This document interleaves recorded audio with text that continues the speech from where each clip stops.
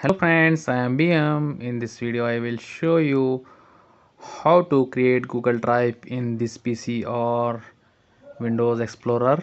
You see like this. Okay, let's start the video. Now open browser for download Google Drive for desktop. Type here on search, then hit enter. Now click on use Google Drive for desktop. Okay, now scroll down and click on download for Windows. File is downloaded. Click on Google Drive setup.exe.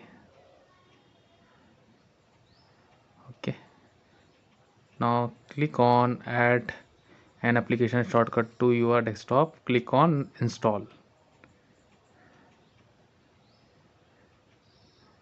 Installing Google Drive in PC. Please wait. Installing drivers also. Google Drive successfully installed. Click on launch.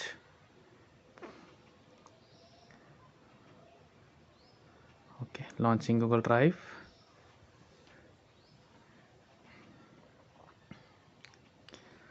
Now click on get started.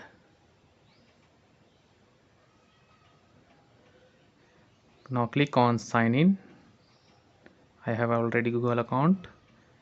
You not have an account to create account. Okay, type here email ID, then click next. Okay, type here email ID password and click on next.